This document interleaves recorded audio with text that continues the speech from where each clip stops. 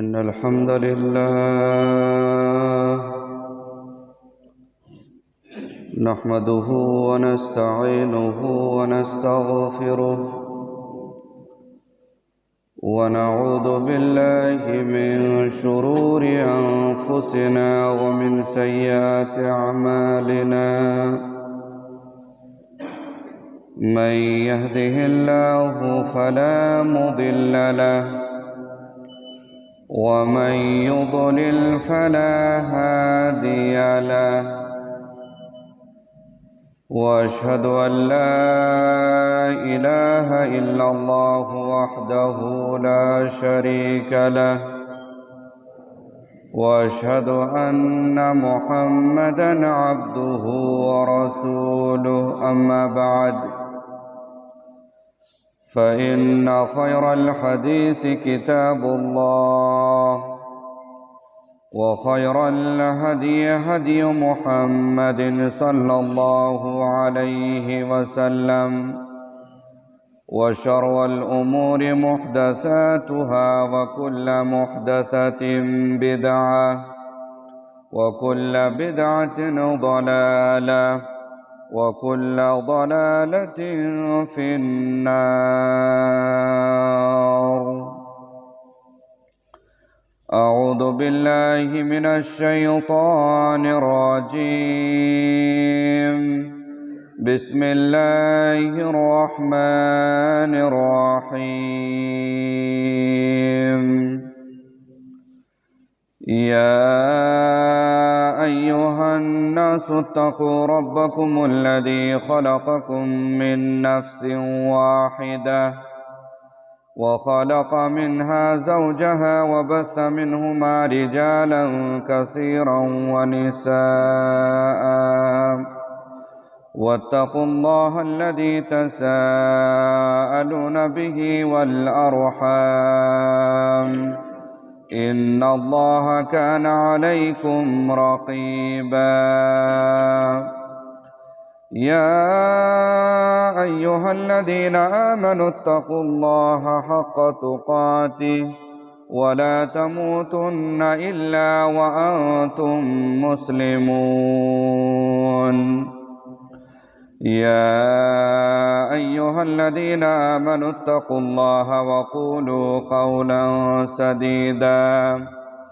يصلح لكم أعمالكم ويغفر لكم ذنوبكم ومن يطع الله ورسوله فقد فاز فوزا عظيما. وقال تعالى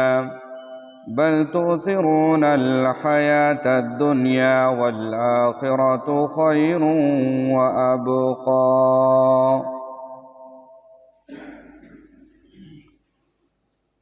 معزز علماء کرام، دینی ملی بھائیوں، عزیز ساتھیوں اور دوستوں، تمام قسم کی تعریفات و توصیفات، حمد و ثنا اس ذات باری تعالیٰ کے لیے لائق و زیبا ہے جس نے ہم بنی نوع انسان کو پیدا فرمایا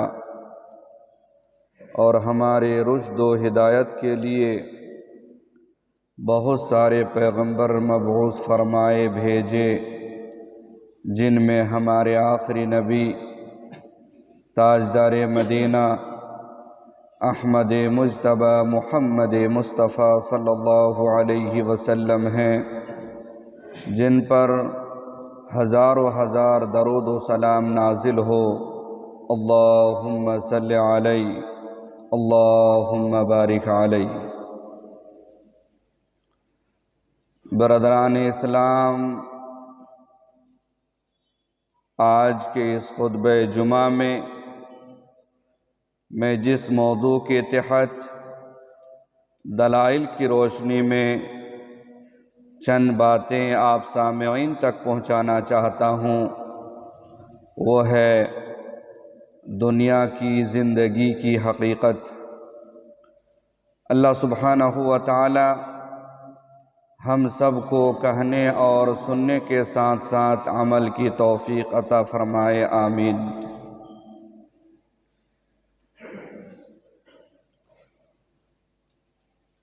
دنیا کی زندگی کی حقیقت کو واضح کرنے کے لیے میں سب سے پہلے سورہ حدید آیت نمبر 20 کو آپ کے سامنے رکھنا چاہوں گا۔ اللہ سبحانہ و تعالی اس آیت کریمہ کے اندر دنیا کی زندگی کی حقیقت کو واضح انداز میں بیان فرما دیا ہے۔ فرمان الہی ہے، اعلموا انما الحیاۃ الدنیا لعب ولہو وزینہ وتفاخر بینکم وتکاثر فی الاموال والاولاد۔ لوگو جان لو، انما الحیاۃ الدنیا، بے شک دنیا کی زندگی، لعب ولہو وزینہ، محض کھیل تماشا ہے، زیب و زینت ہے، وتفاخر بینکم، اور تمہارا آپس میں ایک دوسرے پر فخر کرنا ہے، وتکاثر فی الاموال والاولاد، اور مال و دولت میں، آل و اولاد میں ایک دوسرے سے آگے بڑھنے کی کوشش کرنی ہے۔ بس دنیا کی زندگی کی حقیقت اتنی ہی ہے۔ اللہ سبحانہ و تعالیٰ نے واضح انداز میں بیان فرما دیا کہ دنیا کی زندگی کی حقیقت بس اتنی ہے، لعب ولہو وزینہ، محض کھیل تماشا، زیب و زینت، وتفاخر بینکم، اور تمہارا آپس میں ایک دوسرے پر فخر کرنا ہے، وتکاثر فی الاموال والاولاد، اور مال و دولت میں، آل و اولاد میں ایک دوسرے سے آگے نکلنے کی کوشش کرنی ہے۔ ایک اور مقام پر اللہ سبحانہ و تعالیٰ نے دنیا کو آخرت کے مقابلے میں شیء قلیل کہا ہے، حقیر کہا ہے۔ فرمان الہی ہے، ارضیتم بالحیاۃ الدنیا من الآخرہ، لوگو کیا تم لوگ آخرت کے مقابلے میں دنیا کی زندگی سے راضی ہو گئے، خوش ہو گئے؟ فما متاع الحیاۃ الدنیا فی الآخرۃ الا قلیل، آخرت کے مقابلے میں دنیا کا ساز و سامان قلیل ہے، بہت حقیر ہے، کمتر ہے۔ سورہ اعلیٰ آیت نمبر 17 کے اندر اللہ سبحانہ و تعالیٰ کا فرمان ہے، بل تؤثرون الحیاۃ الدنیا والآخرۃ خیر وابقی، لوگو تم لوگ دنیا کی زندگی کو ترجیح دیتے ہو، جبکہ حقیقت یہ ہے، والآخرۃ خیر وابقی، آخرت کی زندگی بہتر ہے اور باقی رہنے والی ہے۔ اب میں آپ کے سامنے سنت صحیحہ کی روشنی میں آخرت کے مقابلے میں دنیا کی زندگی کی حقیقت کو واضح کرنا چاہوں گا۔ سب سے پہلے سنن ترمذی کی روایت لیجئے، اللہ کے نبی صلی اللہ علیہ وسلم فرماتے ہیں، ما الدنیا فی الآخرہ الا مثل ما يجعل احدكم اصبعه في اليم فلينظر بما يرجع، آخرت کے مقابلے میں دنیا کی مثال ایسی ہے جیسے تم میں سے کوئی شخص اپنی انگلی کو سمندر میں ڈالے، ڈبوئے داخل کرے، فَلْيَنْظُرْ بِمَا يَرْجِعُ، پھر وہ دیکھے کہ اس کی انگلی سمندر کا کتنا پانی اپنے ساتھ لاتی ہے۔ میرے بھائیوں، اگر ہم اور آپ اپنی انگلی کو سمندر میں ڈالیں، ڈبوئے داخل کریں، ہماری انگلی کے ساتھ چند قطرے پانی آ سکتے ہیں۔ جس طرح سمندر کے پانی کے سامنے چند قطرے پانی کی کوئی حیثیت نہیں ہے، ٹھیک اسی طرح آخرت کے بالمقابل، آخرت کے سامنے دنیا کی زندگی کی کوئی حقیقت نہیں ہے۔ ایک اور حدیث سنن ترمذی کی حدیث ہے، اللہ کے نبی صلی اللہ علیہ وسلم فرماتے ہیں الا ان الدنیا ملعونہ وملعون ما فیہا، لوگوں ایک بات کان کھول کر سن لو، دنیا میں جو کچھ ہے یہ قابل لعنت ہے، باعث لعنت ہے، وملعون ما فیہا، دنیا اور دنیا کے اندر جو کچھ ہے سب قابل لعنت ہے، باعث لعنت ہے، الا ذکر اللہ، سوائے اللہ سبحانہ و تعالیٰ کے ذکر کے، وما والہ، اور اللہ سبحانہ و تعالیٰ کے پسندیدہ چیزوں کے، وعالم او متعلم، اور سوائے عالم و متعلم کے۔ اس حدیث کے اندر اللہ کے نبی صلی اللہ علیہ وسلم نے دنیا اور دنیا کے اندر جو کچھ ہے سب کو قابل لعنت اور ملعون قرار دیا، سوائے اللہ کے ذکر کے اور اللہ کے پسندیدہ چیزوں کے اور عالم اور متعلم کے۔ میرے بھائیو، ایک صحیح مسلم کی حدیث پیش کرنا چاہوں گا، جس حدیث کے اندر اللہ کے نبی صلی اللہ علیہ وسلم نے آخرت کے مقابلے میں دنیا کی زندگی کی حقیقت کو واضح انداز میں بیان فرما دیا ہے۔ صحیح مسلم کی حدیث ہے، ایک روز کا واقعہ ہے، اللہ کے نبی صلی اللہ علیہ وسلم کا گزر ایک بکری کے مردہ بچے کے بعد سے ہوا۔ اللہ کے نبی صلی اللہ علیہ وسلم بکری کے اس مردہ بچے کو اپنے ہاتھ میں لیتے ہیں اور صحابہ کرام سے سوال کرتے ہیں ایکم یحب ان ھذا لہ بدرہم، صحابہ کرام کی جماعت، آپ میں سے کون ہے جو اس بکری کے مردہ بچے کو 1 درہم کی عوض خریدنا چاہے، 1 درہم کی عوض لینا چاہے؟ صحابہ کرام جواب میں فرماتے ہیں ما نحب انہ لنا بشیء وما نصنع بہ، اللہ کے نبی صلی اللہ علیہ وسلم، ہم میں سے کوئی اسے لینا نہیں چاہے گا، وما نصنع بہ، اور اسے ہم لے کر کریں گے بھی کیا۔ بات صحیح ہے، بکری کا بچہ ہے جو مرا ہوا ہے، جس کے دونوں کان چھوٹے ہیں، کان کٹے ہیں،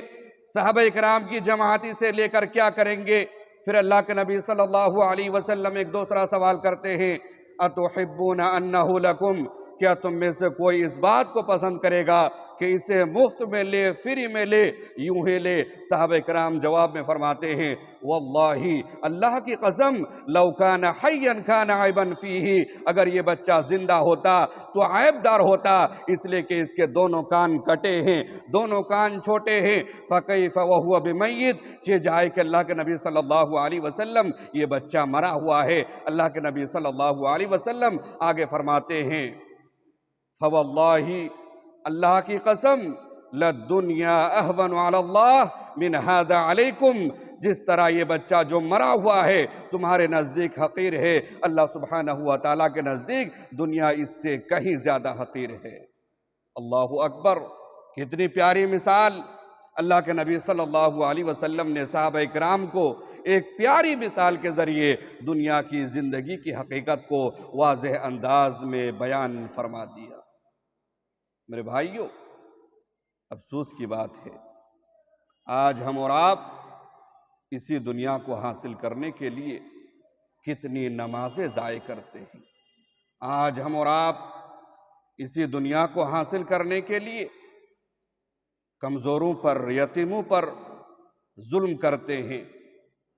دوسروں کے حق کو ہم دبانے کی کوشش کرتے ہیں۔ میرے بھائیوں، ہم نے، آپ نے دنیا کی زندگی کی حقیقت پر غور نہیں کیا، ہم نے دنیا کی زندگی کی حقیقت کو سمجھنے کی کوشش نہیں کی۔ یہی وجہ ہے کہ ہم نے دنیا پر، اپنی آخرت پر دنیا کو ترجیح دی۔ میرے بھائیوں، ایک مومن، ایک مسلمان، اس کی ترجیح ہمیشہ آخرت ہونی چاہیے، وہ اپنی دنیا پر اپنی آخرت کو ترجیح دے۔ میرے بھائیوں، آج کے اس خطبہ جمعہ کے ذریعے آپ سامعین تک یہ پیغام پہنچانا چاہوں گا کہ ایک مومن کی زندگی کا مقصد کیا ہو، ایک مسلمان کی زندگی کا مقصد کیا ہو۔ میرے بھائیوں، ایک مومن کی زندگی کا مقصد آخرت کی تیاری ہو، ایک مومن کی زندگی کا مقصد آخرت کی کامیابی ہو، ایک مومن کی زندگی کا مقصد رب کی خوشنودی حاصل کرنا ہو۔ اس لیے کہ اگر کسی کا مقصد محض دنیا طلب کرنا ہو، محض مال و دولت جمع کرنا ہو، تو میرے بھائیوں اس کو اس کی محنت کے بقدر دنیا مل جائے گی، مال و دولت مل جائیں گے، روپیے پیسے مل جائیں گے، لیکن اس کو آخرت نہیں ملے گی۔ لیکن اگر کسی کا مقصد آخرت ہو، آخرت کی تیاری ہو، آخرت کی کامیابی ہو، تو اللہ سبحانہ و تعالیٰ اس کو آخرت کی کامیابی سے نوازے گا اور ساتھ ہی ساتھ اس کو دنیا سے بھی نوازے گا۔ آئیے اس پر چند دلائل پیش کروں۔ سورہ ہود آیت نمبر 15 اور 16 کے اندر اللہ سبحانہ و تعالیٰ کا فرمان ہے، من کان یرید الحیاۃ الدنیا وزینتہا نوفی الیہم اعمالہم فیہا وہم فیہا لا یبخسون اولئک الذین لیس لہم فی الآخرۃ الا النار۔ من کان یرید الحیاۃ الدنیا، جس شخص کا مقصد،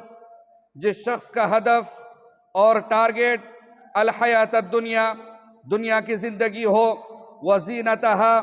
اور دنیا کے زیب و زینت ہو، نوفی الیہم اعمالہم فیہا، ہم اس شخص کو دنیا ہی کے اندر اس کے اعمال کے پورے بدلے دے دیں گے، وہم فیہا لا یبخسون، ان کے اعمال کے بدلے میں کچھ بھی کمی خامی نہیں کی جائے گی۔ اولئک الذین لیس لہم فی الآخرۃ الا النار، لیکن ایسے لوگوں کے لیے آخرت میں سوائے دوزخ کی آگ کے کچھ بھی نہیں ہوگا۔ اللہ سبحانہ و تعالیٰ نے واضح انداز میں بیان فرما دیا کہ جس کا مقصد صرف دنیا ہو، روپیہ پیسہ ہو، مال و دولت ہو، اللہ سبحانہ و تعالیٰ اس کی محنت کے بقدر اسے دنیا دے دیں گے، لیکن ایسے شخص کے لیے آخرت میں سوائے دوزخ کی آگ کے کچھ بھی نہیں ہوگا۔ دوسری دلیل سورہ شورى آیت نمبر 20، اللہ سبحانہ و تعالیٰ کا فرمان ہے، من کان یرید حرث الآخرۃ نزد لہ فی حرثہ، کہ جس شخص کا ارادہ آخرت کی کھیتی کا ہو، آخرت کی کامیابی کا ہو، نزد لہ فی حرثہ، ہم اس کی آخرت کی کھیتی میں خوب برکت عطا کریں گے، خوب اضافہ فرمائیں گے۔ ومن کان یرید حرث الدنیا نؤتہ منہا، اور جس شخص کا ارادہ دنیا کی کھیتی ہو، دنیا کا ثواب چاہتا ہو، دنیا کی کامیابی چاہتا ہو، نؤتہ منہا، ہم اسے دنیا میں سے کچھ دے دیں گے، وما لہ فی الآخرۃ من نصیب، اور ایسے شخص کے لیے آخرت میں کچھ بھی حصہ نہیں ہوگا۔ ایک تیسری دلیل سورہ آل عمران آیت نمبر 145، فرمان الہی ہے، من یرید ثواب الدنیا نؤتہ منہا، کہ جو شخص دنیا کی چاہت رکھتے ہوں ہم اس کو دنیا میں سے کچھ دے دیں گے، ومن یرید ثواب الآخرۃ نؤتہ منہا، اور جس کا ارادہ آخرت کا ثواب کا ہو، آخرت کی کامیابی کا ہو، تو ہم اسے آخرت کی کامیابی کے ساتھ ساتھ نؤتہ منہا، دنیا میں سے بھی کچھ دے دیں گے۔ اس آیت کی تفسیر میں مفسر قرآن حافظ ابن کثیر رحمہ اللہ لکھتے ہیں، من کان عملہ للدنیا، جس شخص کا عمل دنیا کو حاصل کرنے کے لیے ہو، دنیا کو کمانے کے لیے ہو، فقد نال منہا ما قدرہ اللہ لہ، تو اللہ سبحانہ و تعالیٰ اس کو دنیا میں سے وہ دے دیں گے جو اللہ سبحانہ و تعالیٰ اس کے لیے مقرر کر رکھا ہے۔ وَلَمْ يَكُنْ لَهُ فِي الْآخِرَةِ مِن نَصِيب، لیکن ایسے شخص کے لیے آخرت میں کچھ بھی حصہ نہیں ہوگا۔ اس کے برخلاف من قصد بعملہ الدار الآخرہ، جس شخص کے عمل کا مقصد آخرت کی کامیابی ہو، فقد آتاہ اللہ منہا، تو اللہ سبحانہ و تعالیٰ اسے آخرت کی کامیابی سے نوازے گا، مع ما قسم لہ من الدنیا، ساتھ ہی ساتھ اللہ سبحانہ و تعالیٰ اس کو دنیا بھی عطا کریں گے جو اللہ سبحانہ و تعالیٰ اس کے لیے تقسیم کر رکھی ہے، مقرر کر رکھی ہے۔ تو میرے بھائیوں، میں آپ کو یہ پیغام دینا چاہتا ہوں کہ ایک مومن کا مقصد صرف آخرت کی کامیابی ہو، آخرت کی تیاری ہو، رب کی خوشنودی کا حصول ہو۔ ایک مومن کی زندگی کا مقصد ہرگز ہرگز ہرگز دنیا طلب کرنا نہ ہو، مال و دولت جمع کرنا نہ ہو، روپیہ پیسہ جمع کرنا نہ ہو، اس لیے کہ اگر کسی کا مقصد صرف دنیا حاصل کرنا ہو تو اللہ سبحانہ و تعالیٰ اس کو اس کی محنت کے بقدر دنیا تو دے دیں گے، لیکن ایسے شخص کو آخرت میں سوائے دوزخ کی آگ کے کچھ بھی نہیں ملے گا۔ برادران اسلام، اللہ کے نبی صلی اللہ علیہ وسلم کی ذات ہم سب کے لیے آئیڈیل ہے، نمونہ ہے، اسوہ حسنہ ہے، فرمان الہی ہے لَقَدْ كَانَ لَكُمْ فِي رَسُولِ اللَّهِ أُسْوَةٌ حَسَنَةٌ۔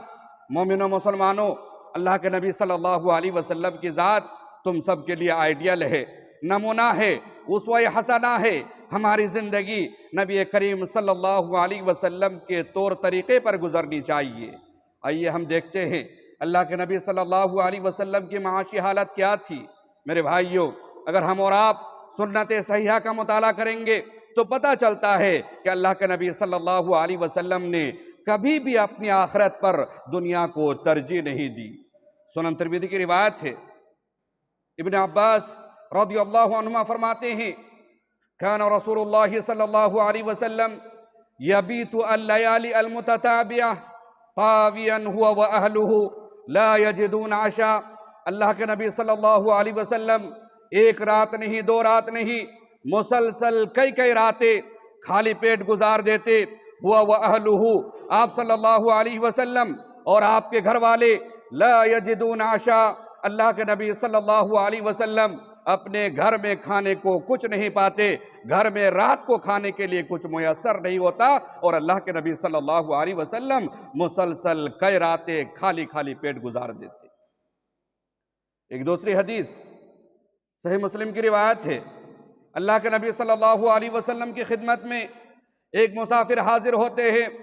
اور عرض کرتے ہیں یا رسول اللہ انی مجہود، اللہ کے رسول صلی اللہ علیہ وسلم مجھے بھوک ہے، مجھے پیاس ہے، مجھے تھکان ہے۔ فَأَرْسَلَ إِلَى بَعْضِ نِسَائِهِ، اللہ کے نبی صلی اللہ علیہ وسلم بعض ازواج مطہرات کے پاس پیغام بھیجتے ہیں، کہلا بھیجتے ہیں کہ ان کے پاس کھانے کا کچھ ہو تو بھیج دے جسے میں ایک مسافر کو کھلا سکوں۔ گھر کے طرف سے جواب آتا ہے وَالَّذِي بَعَثَكَ بِالْحَقِّ مَا عِنْدِي إِلَّا مَا، قسم ہے اس ذات کی جس نے آپ کو حق کے ساتھ مبعوث فرمایا ہے، میرے پاس سوائے پانی کے کچھ نہیں ہے۔ ثُمَّ أَرْسَلَ إِلَىٰ أُخْرَىٰ، اللہ کے نبی صلی اللہ علیہ وسلم دوسری زوجہ کے پاس پیغام بھیجتے ہیں،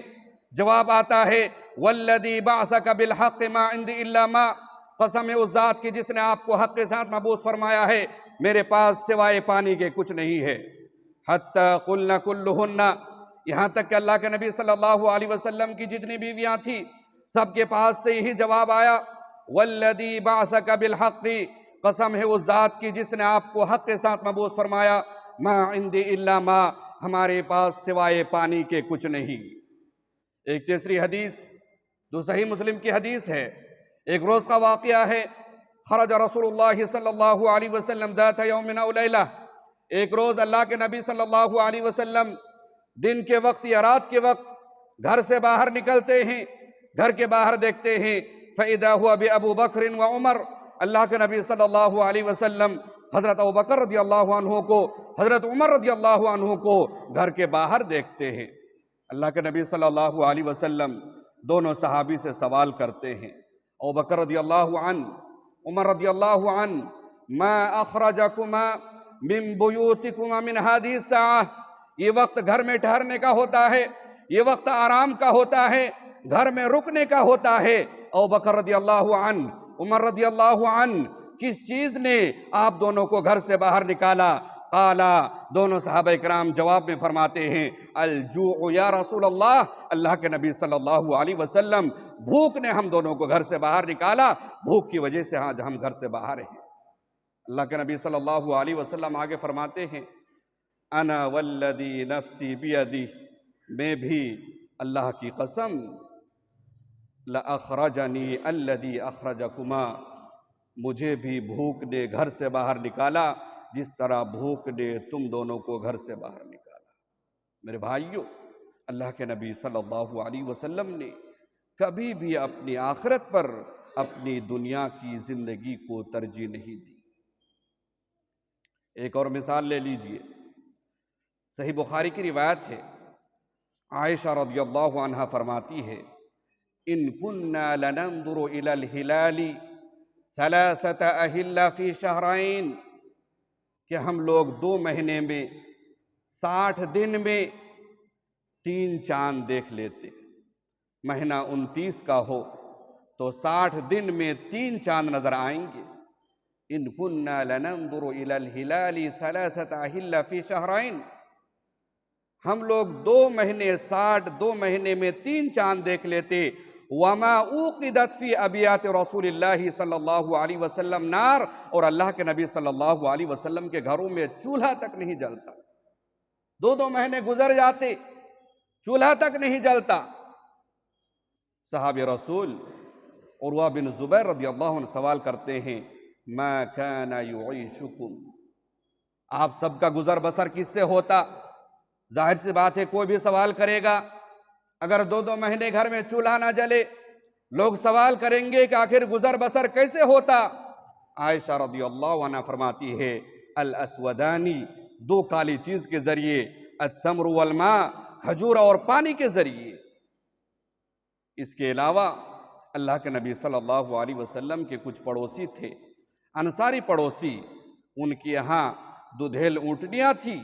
اور وہ اپنے دودھ اللہ کے نبی صلی اللہ علیہ وسلم کے خدمت میں بطور ہدیہ پیش کرتے، اور اللہ کے نبی صلی اللہ علیہ وسلم وہ دودھ ہم کو پلاتے۔ میرے بھائیو، بہت افسوس کی بات ہے، آج ہم اور آپ نمک حرام ہو چکے ہیں، غدار ہو چکے ہیں۔ اللہ سبحانہ و تعالیٰ کی بے شمار نعمتیں ہم پر ہے، آپ پر ہے، لیکن افسوس کی بات ہے کہ آج ہم اور آپ رب کی عبادت کے لیے تیار نہیں ہے، رب کے سامنے سر تسلیم خم کرنے کے لیے تیار نہیں ہے، نماز پنجگانہ باجماعت وقت پر مسجد میں ادا کرنے کے لیے تیار نہیں ہے۔ اللہ رب العزت کا بہت بڑا شکر و احسان ہے کہ اللہ سبحانہ و تعالیٰ نے ہم سب کو دنیا کی سب سے بڑی نعمت، دنیا کی سب سے بڑی دولت ایمان سے نوازا، دولت اسلام سے نوازا، دولت تقوی سے نوازا، دولت توحید پرستی سے نوازا۔ لیکن افسوس کی بات یہ ہے کہ ہمیں اور آپ کو ذرہ برابر اس نعمت کا احساس نہیں ہے، اس نعمت کی قدر و منزلت ہمارے نزدیک کچھ بھی نہیں ہے۔ میرے بھائیو، آج ہمارے جسم پر بہترین کپڑا ہے، آج ہمارے سر پر عالیشان چھت ہے، آج ہمارے کچن میں، آج ہمارے گھروں میں طرح طرح کے